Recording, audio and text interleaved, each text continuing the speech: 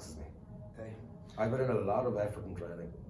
Absolutely, man. Absolutely. Look, it's 2019. There's so many struggles in life. Like everyone relate to what I'm saying here. We all have our demons. We all have our demons, and whatever we need to do to release their demons, so be it. I would prefer and smoke a joint any day of the week than drink it myself to oblivion, because I tell you one thing, I would not get up the next morning and be productive. But I tell you one thing, sometimes now I have to say when I'm in work mode I find it hard to sleep. There's nothing that'll help me sleep, but I always get a good night's sleep regardless, because it's always going to be a heavy sleep, and I wake up the next morning. Something fulfilling. I sleep like a baby. To be honest, John, when I smoke I work. I work harder. I work harder. I do work harder. People that look at this stoner, look at this fella there, I can't do nothing, lazy stoner. Far from it, lads. Creativity just comes within then, and it's just amazing, and it's a drive. Now, I'm not saying for everyone to go out and smoke while you're working. I do this in the night when the kids are gone to bed. This is my work. My most peaceful time in the house is when this is my biggest fear about what people will think. There are two stoners here having a chat now. Just wanting to just be able to go smoking the whole time. Far from that. So. And regardless of that, John, we'll be smoking anyway. We just want to have the right strain, the right choice, because let's be honest, there's 4,000 strains in this world. For 4,000 different reasons, there they are, and people just don't know, and people are afraid to go out and make that choice. I could literally save lives. Enough people. Oh, literally. It's saving lives every single day. There's a bridge there that I don't know how many people have gone off that, and that's mad actually. I didn't actually. I just kind of went through my head there now that we're actually talking about depression and weed and the fact that and that bridge has seen many people go over it. And New Ross Bridge, many people. I remember there was a stage after when the recession kicked in about 2 years later. There was a stage before I actually went to Australia. There was queues. That helicopter was going every single night, so it was absolutely a horrible time. So it was absolutely horrible. But going to Australia for me was a great thing for me, because I was so wrapped up in it at the time. Like, that's a big I remember you know what? One of the biggest reasons I went to Australia, I needed to change my life, because look, I have a lot of things in my life there that I will tell over time, but I'm not getting into it tonight. One of our stories. But look, the bottom line is, I was a fool one night. I was losing control of myself, so I was drinking and I was snorting and I was just doing reckless behaviour, so it was. I was walking home one night from a party, 2 o'clock in the morning. I flagged down a car thinking it was a taxi. It was a cop car. And so should be fines for this now during our live podcast. We'll try cut that out. But anyway, I was walking home this night anyway, flagged down this cop car. They brought me up to the barracks. I woke up at 9 o'clock the next morning, didn't know where I was. I was up in Thomastown. I live in Kilmacow, just good 30 kilometres there. How am I getting home from here? Cops don't give a shit, fuck off. Lovely. Right, okay, so out I went anyway, and I got home, I thumbed home and whatnot there. I got home, the house was after being raided and ransacked and whatnot there. There was a bit of cash taken out of the house by the guards, which I never got back, I'll state that. And at that then, about 6 weeks later, I was arrested in my house. They brought me in for questioning, so they did, because of the incident. Bullshit anyway. So they brought me in anyway, and they were asking me loads of questions for about 5 or 6 hours and all that bullshit. So I went through all of that anyway. And when I was heading off out of there, my missus was there with the 3 kids. And I'll never forget this. There was a cop there, I'd say he was about 50 years of age. He turned around to me and he said, "Adrian McKenna," he said, "what the fuck is wrong with you?" He said, "We have been chasing you for years. For years we've been chasing you. And look at you now. We picked you up on the fucking side of the road. You thought we were a taxi and you had a half a gram of coke in your pocket. What sort of a moron are you?" He said. "See them kids," he said. "They're all you've got," he said. "And you're all they've got. Now either you cop the fuck on," he said, "or else you'll be in jail, you'll be dead, or you'll be fucking on the side of the fucking road and no good to them." So with that, I did. That hit me hard, so I did. I decided, right, that's it, I'm out of here. I can't do this anymore. The only way I was going to get away from it is to get away from the people around me. The people around me is the hardest thing that you'll ever have to do, but if you're in a bad situation, the only way out is the people around you. So I went to Australia, and I have to say it was a great rehab for me. So it was a year and a half in the sun, no coke, It was great. I still had me a few drinks, and actually when I was on this rampage, I actually gave up weed for 2 years, so I did. And within the 2 years, I decided to snort coke every night instead, and that was a horrible time in my life, absolutely horrible. And to come down after that was absolutely immense, and so it was. They tried to give me antidepressants in the doctors. I took it for a month. Just after coming down after 2 years of coke, 4 weeks later, I ended up going to the doctor, and I was just after 4 weeks come down after them, and he decides to give me the antidepressants. So I takes them for 4 to 6 weeks, and they were not agreeing with me at all. My head was absolutely everywhere. It was absolutely. It was worse than coming down after coke. Now I have to say that, like, you know.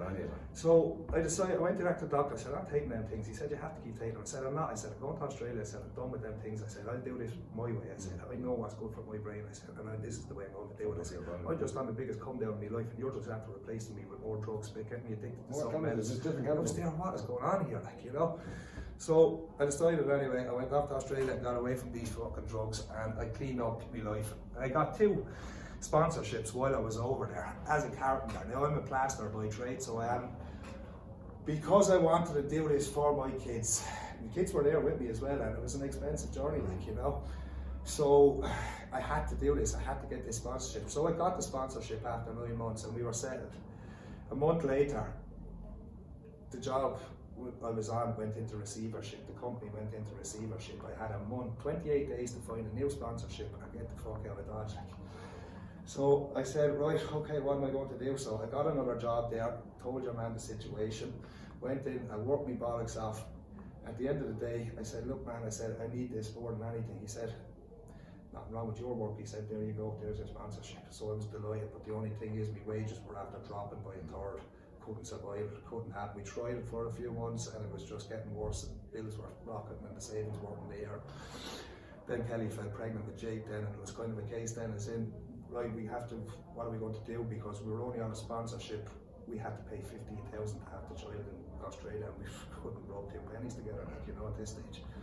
So decided that Kelly would go home. I spent 6 months up in the mines then, building up a few down for when we got back there. So when I got back there, I set up a building company, so when I got back there.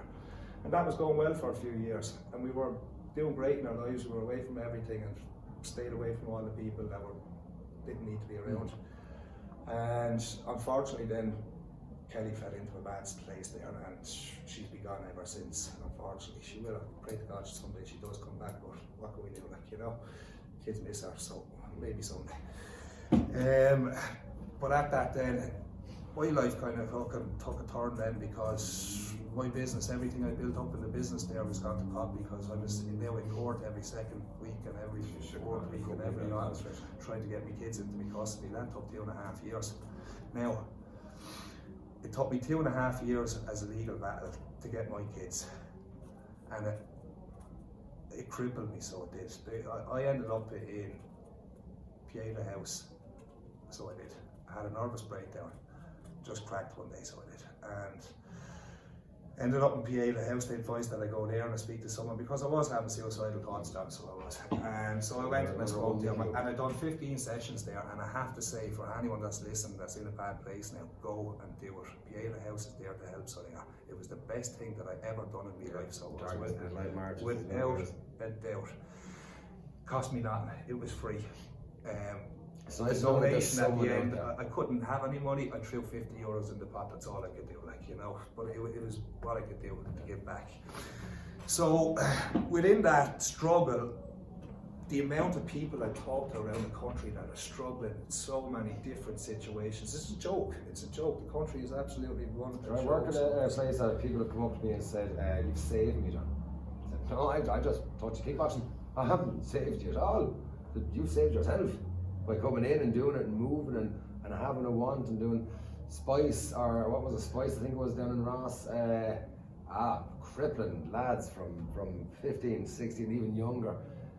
I knew a 16-year-old down in Ross that fell into the wrong crowd. He had such prospect, absolute golden hands. He was going into a good kickboxer now, but his hands, he was working behind. He was something special in that boy over there. That's what I call all these people caught up in it. Wasted talent, man. Wasted talent. Everybody out there has their own talent inside them, like, you know. They just need to realise it and wake up and get on with it, like, you know. You need someone, I think Lidl or someone are doing an adult that you can be proud of. And that's what I want to be for my kids, like, you know. That's starts with your own kids anyway, definitely. It starts with your own kids. Look, that changed me. I'd have to say, before I had kids, I hated the world and I didn't give a fuck about no one. But when I had kids, my first kid, everything kind of changed, slowed me down a bit. Second kid, slowed me down another bit. Third kid, that was it. It was Australia then, like, you know. Things had to change. I had a son now. I had someone, he had to look up to me. Like, there was no way I could be that person that I was going to be. Got me, boy. three young ones. Someone wants to get me there now, anyway. But yeah, so I suppose, look, I've been distracted there again by the phone, so I haven't. It's had to put me off there. But yeah, I just have so much want inside me to change for the better. I want to change for the better, and by doing this, I saw that in your first video. I just want to change, man. The day I went to Australia, I wanted to change for the better. I actually get emotional about it all the time. Like, you can hear it in my voice sometimes when I speak about it. Like, I believe that this world is changing all the time. There's so much people out there with negativity against the world, saying that we're living in a horrible world and it's getting worse and it's getting worse. Let me remind you. 100 years ago, the English ruled us, and look, I'm not going to get into what they done, but look, we got past that, and then we had World War II, and that was a horrible place altogether. Like, for anyone, now, I wasn't there, you weren't there, but you could only imagine it getting blown up. I've only heard the stories. Only heard the stories.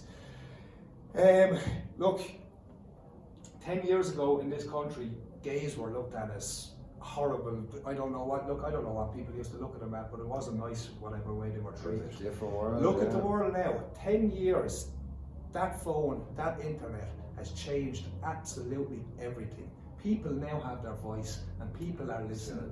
People like me and you are getting that voice across so that people can listen, and it's changing the world. Believe me, people, when I say this world is getting better. Like, have faith in it, just trust it. Like, yes, we have scumbag politicians and we have those running the world, but we also have people like us out here fighting every day to make it a fucking better place.